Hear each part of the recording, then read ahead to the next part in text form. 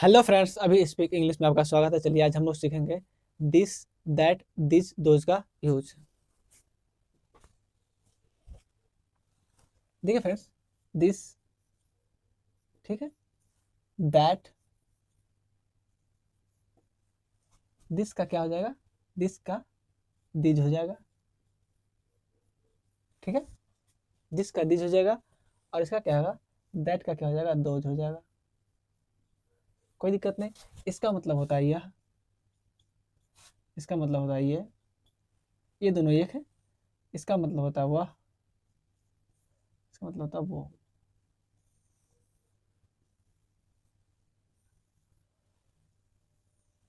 ठीक, ये दोनों एक है।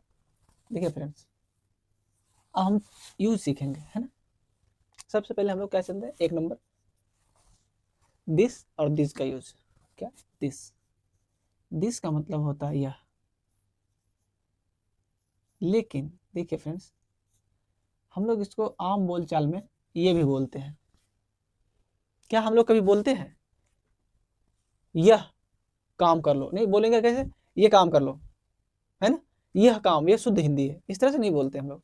तो हम लोग क्या बोल देते हैं, ये काम कर लो, ये किताब पढ़ लो, है ना, इस तरह से बोलते हैं। एग्जाम्पल देखिए, जैसे यह किताब, यह किताब तुम्हारी है।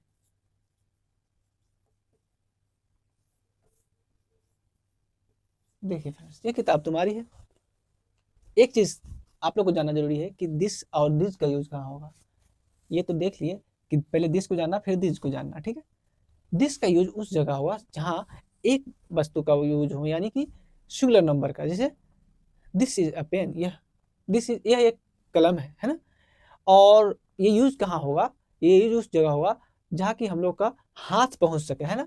हाथ फैलाइए और चारों तरफ घूम जाइए। अगर हाथ जो टच हो रहा है जिस जगह पर, वहाँ दिस का यूज करेंगे। This is a pen, this is a book, this is a chair, इस तरह से यूज करेंगे जिसको हम लोग छू सकते हैं हाथ बढ़ा करके। मतलब 1 मीटर का अंतर हो, वहाँ दिस का यूज होगा। जैसे यह किताब तुम्हारी है, अगर ऐसे उठाकर बोलेंगे यह किताब तुम्हारी है, या एक थोड़ा सा अंतर है, बोलेंगे यह किताब तुम्हारी, इस तरह से। जैसे दिस इज,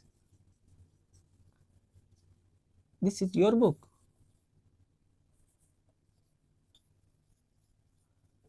ये बता रहे हैं, है ना, कि ज्यादा दूर में नहीं है, ये किताब तुम्हारी है, इस तरह से। ऐसे यह एक कलम है, जैसे बोलेंगे दिस इज अ पेन, यह कलम, तो यह कलम है, यह एक कलम है, ठीक है। ये समझिए, ये था दिस का यूज। अब हम लोग देख लेते हैं दिस का यूज। ये एक का दूसरा भाग है, ये एक का पहला था ये, ठीक है। देख लीजिए, ये है क्या, दिस, मतलब क्या होता है ये। इसका ये देखिए, ये तो हम लोग बता दिए। इसका मतलब ये, यह और ये होता है। क्यों, आम बोलचाल में इस तरह से बोलते हैं। यह का यूज कम करते हैं, ये का यूज ज्यादा करते हैं, लेकिन ये 100% ये होगा, ठीक है। और ये क्या होगा, ये मतलब कि प्लुरल होगा, ठीक है, बहुवचन, ठीक है। इसका यूज हमेशा इस तरह से होगा। चलिए इसको हम, इस एग्जाम्पल को मिटा देते हैं फ्रेंड्स। ठीक, अब हम लोग क्या देखना है, इसके बारे में देखना है, ठीक है। इसके बारे में जानना जरूरी है ना।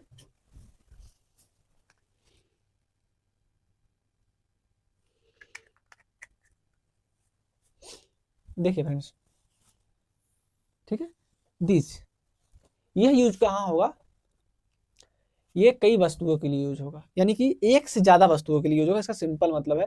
और ये भी दूर के लिए नहीं होगा, नजदीक के लिए होगा। यानी कि 1 मीटर का नजदीक दायरा हो और हाथ को अगर यूं फैलाइए आप और टच कर सकते हैं चारों तरफ से, बस उतना ही यूज होगा। जैसे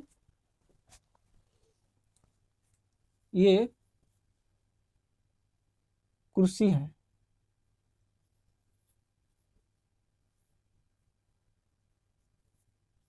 ये कुर्सियां हैं।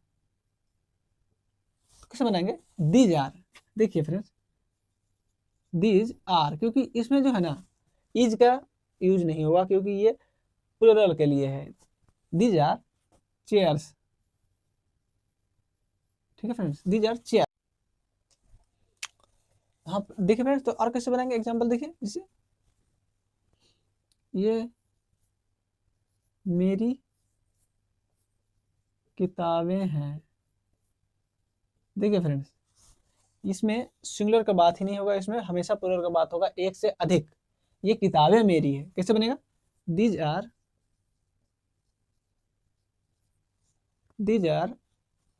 My book.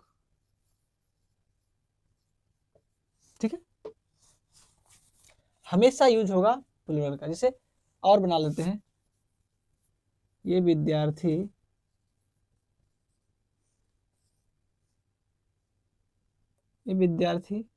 तैयार हैं।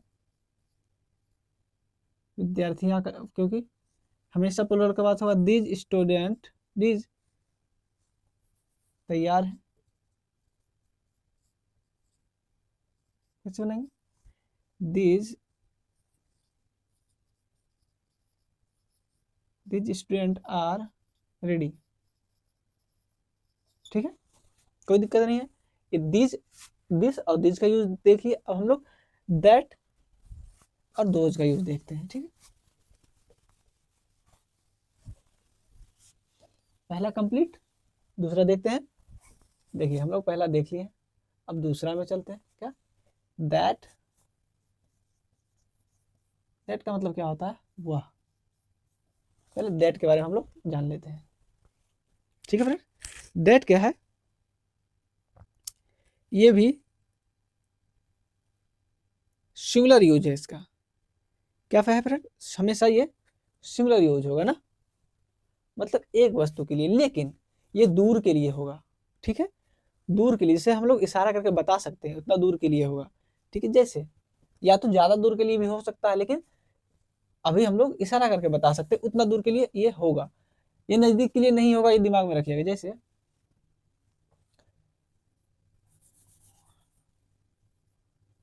वह किताब है। ठीक है, छू नहीं सकते हैं।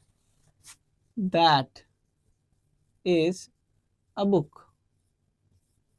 इस तरह से बोलेंगे, वह किताब है, दैट इज बुक। वह मकान है, दैट इज अ बिल्डिंग। ठीक है, इसी तरह से हम लोग बनाएंगे फ्रेंड्स। देखिए, ये था, हमेशा सिंगुलर के लिए यूज होगा, इसका हमेशा याद रखिएगा। ठीक, अब हम लोग देखेंगे क्या? दैट देख लिए, दिस देख लिए, दो। अब हम लोग दोज देखना। क्या? दैट का था, दैट का, दैट देख लिए, दैट का दोज मतलब क्या होता है? वो। ठीक, इसका यूज देखिए, जैसे बोलेंगे दूर के लिए यूज होगा, हमेशा याद रखिएगा, लेकिन ये प्लूरल होगा। क्या? ठीक, बहुवचन, एक से ज्यादा, और ये दूर के लिए नहीं होगा, दूर के लिए ही होगा। जैसे वो किताब मेरी है। ठीक है, वो मेरी किताब है। क्या? मेरी किताब है। कैसे बनाएंगे? दोज आर, प्लूरल के, दोज आर माई बुक। ठीक है, तो इतना दिमाग में आप लोग का आ गया। ये हमेशा दूर के लिए जो होगा, समराइज कर देते हैं, दिस का यूज होगा सिंगुलर के लिए। ठीक है, कितना लेकिन वो नजदीक के लिए होगा, पास के लिए होगा। यूं हाथ फैला लीजिए, इतना के लिए दिस का यूज होगा। जैसे यह किताब मेरी, दिस इज माई बुक। यह एक पेन है, दिस इज अ पेन। ठीक है, लेकिन इसी में दिस का अगर बहुवचन जानेंगे तो हम लोग दिज हो जाएगा। क्या हो जाएगा? दिज। जैसे ये कलमे हैं, दीज आर पेन्स।